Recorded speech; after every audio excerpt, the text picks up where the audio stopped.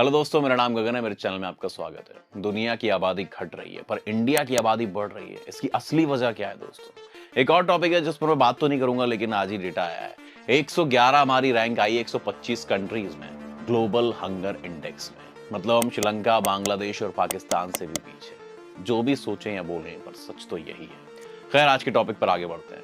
मेरा टॉपिक आज का ये है कि विश्व में जनसंख्या घटने का ट्रेंड चल रहा है, मगर इंडिया में जनसंख्या बढ़ रही है। आपको कुछ फैक्ट्स बताता हूं दोस्तों। हर 2 साल में 1 मिलियन जापानीज गायब हो जाते हैं। इस सेंचुरी एंड तक चाइना की पॉपुलेशन आधी हो जाएगी। इटली में मीडियन एज 48 हो गई है। मीडियन एज मालूम है ना आपको? अब अगर नहीं मालूम तो थोड़ी देर में मैं खुद ही बता दूंगा। दुनिया भर में बर्थ रेट्स कम हो रहे हैं, कैंसरियत खत्म हो रही है। क्या हो रहा है और ये कितनी बुरी स्थिति है दोस्तों, सबके बारे में बात करेंगे आज की इस वीडियो में। देखो दोस्तों, लाखों सालों तक मानव जनसंख्या का विकास कुछ भी नहीं हुआ था। बीमारी, अकाल, युद्ध से सब परेशान थे। फिर आया दोस्तों इंडस्ट्रियल रेवोल्यूशन।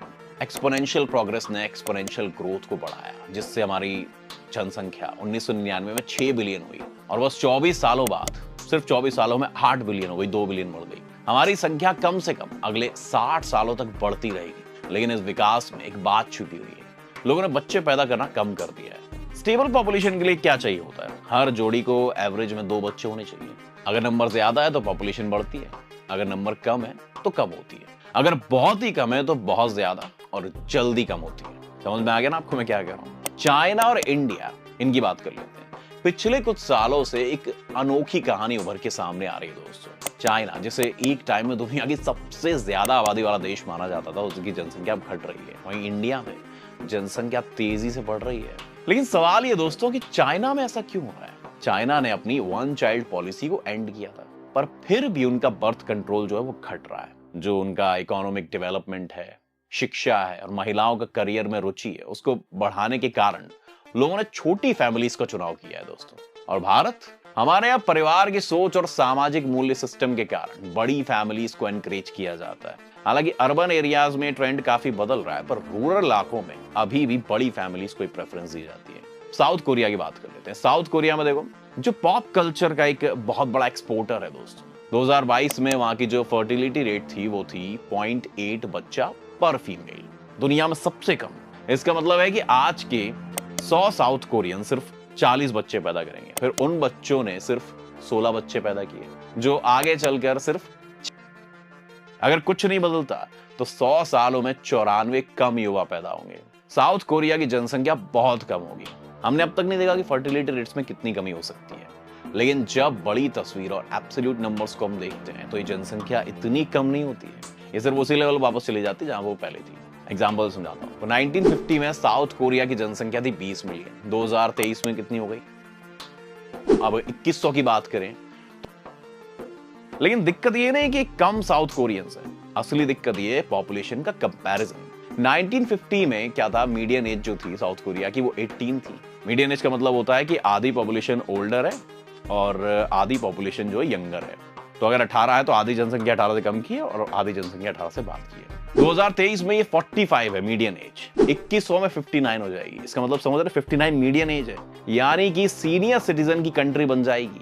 59 एज के 60 मान लेते हैं। 60 साल से कम के आधे लोग हैं कंट्री में और 60 साल से ज्यादा के आधे लोग हैं कंट्री में, यानी कितनी ज्यादा मीडियन एज हो गई। साउथ कोरिया अकेला नहीं दोस्तों, चाइना शायद इतिहास में सबसे पहले तेज पॉपुलेशन रिवर्सल देख रहा है दोस्तों। मतलब अब उसकी सबसे ज्यादा कम हो रही ड्रास्टिकली। ये रोकना लगभग नामुमकिन है दोस्तों। क्यों? रैपिड इंडस्ट्रियलाइजेशन, अर्बनाइजेशन और बढ़ती हुई इनकम के कारण चाइनीज ने छोटी फैमिलीज को प्रेफर करना शुरू कर दिया उनकी 1 चाइल्ड पॉलिसी के बाद। उसके फायदे देखे उन्हें। चाइना की जो 1 चाइल्ड पॉलिसी का इंट्रोडक्शन था, उसके बारे में और बात करें तो चाइना में कई दशकों से लो फर्टिलिटी रेट चल रहा है। 1.16 बर्थ पर वुमन के फर्टिलिटी रेट के साथ 4 पीढ़ियों में 100 यंग चाइनीज 20 में तब्दील हो जाएंगे। असल में चाइना की फर्टिलिटी रेट अब ईस्ट एशिया में सबसे कम है, जापान से भी कम। वहां के लोग फर्टाइल नहीं रह गए। अब चलिए, हमने सबकी बात कर ली, China, Japan, South Korea, India. अब यूरोप की बात कर ली। यूरोप के कंपैरिजन में पॉपुलेशन की कम हुई स्पीड बहुत धीर है, लो फर्टिलिटी रेट होने पर भी। ये इसलिए है क्योंकि एशिया के ऑपोजिट में ज्यादातर जो यूरोपियन कंट्रीज हैं, उनको लगातार इमिग्रेंट्स मिलते रहते हैं। लेकिन इसका असर बहुत कॉम्प्लिकेटेड है। बहुत सारे इमिग्रेंट्स वो आते हैं जहां पर लो फर्टिलिटी रेट होता है। वो इमिग्रेंट महिलाएं जो बहुत सारे बच्चे पैदा करती हैं, उनकी संख्या इतनी ज्यादा नहीं है कि सिग्निफिकेंट असर हो। ऊपर से इमिग्रेंट्स के फर्टिलिटी रेट्स नॉर्मली 2 या 3 जनरेशंस में एडजस्ट हो जाता है लोकल पॉपुलेशन के रेट के साथ। ईस्टर्न यूरोप में डिक्लाइन की स्पीड तेज हो गई क्योंकि बहुत सारे युवा लोग स्ट्रॉन्गर इकोनॉमीज में माइग्रेट कर गए, जैसे कि जर्मनी, जिसका मीडियन एज दुनिया में सबसे ज्यादा है, 46 साल। मीडियन एज अब तो समझ में आ गया ना, 40 साल से आधे लोग और 40 साल से बाद के लोगों की संख्या बराबर है समझ उस कंट्री में। अब लैटिन अमेरिका की बात करते हैं। लैटिन अमेरिका के फर्टिलिटी रेट 2015 में रिप्लेसमेंट रेट के नीचे चला गया था। यूएस में पॉपुलेशन की ग्रोथ को बनाए रखने का सिर्फ एक मेन फैक्टर है, वो है इमिग्रेशन। लेकिन अभी भी कुछ जगह है दोस्तों जहां फर्टिलिटी रेट रिप्लेसमेंट लेवल्स के नीचे नहीं गए, जैसे कि मिडिल ईस्ट हो गया, नॉर्थ और सब सहारन अफ्रीका हो गया।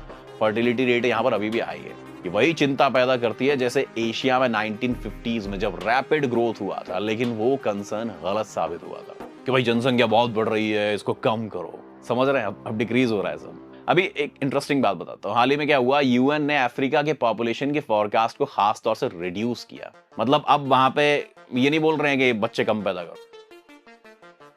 133 मिलियन से गिरकर 546 मिलियन हो गया भाई। पूरे अफ्रीका भर में ऐसी ट्रेंड्स दिखाई दे रहे हैं। जैसे जैसे अफ्रीका डेवलप होता जा रहा है, फर्टिलिटी लग रहा है कि ईस्ट एशिया के जैसे वहां पर भी यही होने वाला है। सेंचुरी के एंड तक दोस्तों शायद अफ्रीका के ज्यादातर हिस्सों में भी रिप्लेसमेंट रेट से ही नीचे हो जाएगा। तो डिक्लाइनिंग बर्थ रेट्स और एजिंग पॉपुलेशंस अब एक ग्लोबल ट्रेंड बन गया है। इतना बड़ा इश्यू क्यों है दोस्तों, मैं आपको समझाता हूँ। डेमोग्राफिक्स का प्रॉस्पेरिटी पर असर होता है। एक ठीक से चलने वाली सोसाइटी के लिए प्राइम में बहुत सारे लोग होने चाहिए। प्राइम समझते हैं आप? यंग और मिडिल एज लोग किसी भी इकोनॉमी सिस्टम में ज्यादा काम करते हैं। ये वर्किंग एज लोग सोसाइटी की वेल्थ जनरेट करते हैं, लेकिन रिटायरमेंट के बाद वो इकोनॉमी में उतना कंट्रीब्यूट नहीं करते। बूढ़े वाले लोगों की बात कर रहा हूं। जबकि ज्यादातर हेल्थ केयर कॉस्ट सीनियर्स के इनकर्ड होती है। समझ गया?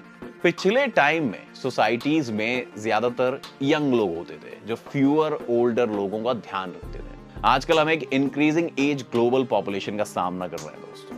सोचो यंगर जनरेशंस पर क्या बर्डन होगा जब सोसाइटी के ज्यादातर लोग 60 साल से ऊपर होंगे। इस सिनेरियो में फाइनेंशियल स्ट्रेन बहुत ज्यादा होगा। जो अमीर अमीर नेशन होंगे ना, उन लोगों के लिए भी लोगों को ज्यादा देर तक काम करना पड़ेगा। हेल्थ केयर की जो कॉस्ट है वो बहुत ज्यादा बढ़ जाएगी, और जिन स्टेट्स की इनकम कम होगी वो इन इंक्रीजिंग एक्सपेंसेस से लड़ेंगे। टेक्नोलॉजिकल एडवांसमेंट थोड़ा रिलीफ तो प्रोवाइड करते हैं, लेकिन ये कंप्लीट सोल्यूशन नहीं है दोस्तों। अभी 11 आउट ऑफ 31 चाइनीज प्रोविंसेस में पेंशन फंड की डेफिसिट्स है। समझ रहे, कमी है।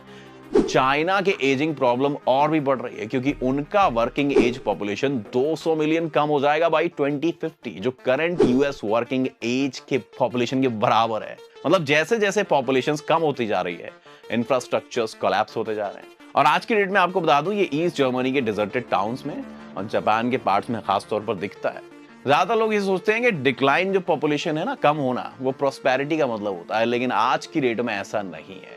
आज की मान्यता कल भी मान्य रहेगी या उसकी कोई वैल्यू होगी, इसका कोई गारंटी नहीं है दोस्तों। सब टाइम के संग चेंज हो जाती है। जो हमारी ओल्डर सोसाइटीज होती है ना दोस्तों, उनका एक बड़ा चैलेंज है शॉर्ट टर्म गवर्नेंस। क्या होता है? जो वेल्थ कंजर्व करने पर फोकस करता है, इनोवेशन प्रमोट करने के बजाय। ये अप्रोच ग्लोबल चैलेंजेस जैसे कि क्लाइमेट चेंज को एड्रेस करते वक्त हार्मफुल होता है। बहुत लोग सोचते हैं कि रिड्यूस्ड ग्लोबल पॉपुलेशन बेनिफिशियल होता है क्योंकि रिसोर्सेज का अनसस्टेनेबल कंजप्शन क्लाइमेट कंसर्न है, लेकिन ये रिडक्शन प्रोसेस इस सेंचुरी में सिग्निफिकेंट एनवायरमेंटल डिफरेंस बनाने के लिए बहुत धीरे है। कुछ लोग सोचते हैं कि इमिग्रेशन डिक्लाइनिंग बर्थ रेट्स को ऑफसेट कर सकती है, लेकिन इमिग्रेंट्स फर्टिलिटी लोकल नॉर्म्स के अनुसार एडजस्ट हो जाती है कुछ जनरेशंस में। इसीलिए कंटिन्यूअस इमिग्रेशन की जरूरत पड़ती है जो लॉन्ग टर्म सॉल्यूशंस के लिए वेरिएबल नहीं है। अलग अलग जब कल्चरल वैल्यूज इंट्रोड्यूस होती है ना सोसाइटी में, तो टेंशंस हो सकती है जो कभी कभी इमिग्रेशन को स्लो डाउन कर सकती है, स्पेशली यूएस जैसी कंट्रीज के लिए। लेकिन ये एक परफेक्ट सोल्यूशन नहीं है। अब दोस्तों सेंट्रल यूरोपियन पर्सपेक्टिव से देखें तो बर्थ रेट में डिक्लाइन होना इम्प्रूव्ड सोसाइटल कंडीशंस की वजह से है। अब विमेन को ज्यादा फ्रीडम, एजुकेशन और वेल्थ मिल रही है, लेकिन डिजायर्ड और एक्चुअल चाइल्ड नंबर्स में डिफरेंस है दोस्तों। यूरोप में विमेन चाहती हैं कि उनके पास लगभग 2 से 3 बच्चे तो हो एटलीस्ट, लेकिन उनके पास कम बच्चे होते हैं। सोसाइटल एक्सपेक्टेशंस, करियर का प्रेशर होता है और कल्चर शिफ्ट की वजह से पार्टनर्स लेट हो रहे हैं। और फैमिली साइजेस भी छोटी हो रही हैं। अब तक कोई भी देश बर्थ रेट को इफेक्टिवली बूस्ट नहीं कर पाया। पॉसिबल सोल्यूशन क्या हो सकता है इसका? बेटर चाइल्ड केयर एक्सेस हो सकता है, फाइनेंशियल इंसेंटिव्स हो सकते हैं, अफोर्डेबल हाउसिंग हो सकती है और फैमिलीज की तरफ पॉजिटिव कल्चर शिफ्ट शामिल है। लेकिन लोअर बर्थ रेट की वजह से ह्यूमैनिटी खत्म नहीं होगी। सोसाइटी के एज और कॉम्पोजिशंस तेजी से इवॉल्व हो रहे हैं और जैसे पास्ट चैलेंजेस थे, ये चैलेंज भी हम ओवरकम कर सकते हैं। आपका इस बारे में क्या कहना है दोस्तों? मुझे कमेंट करके जरूर बताएं। अगर वीडियो अच्छी लगी हो तो ऐसे ही टॉपिक्स देखने के लिए मेरे चैनल को जरूर सब्सक्राइब करें।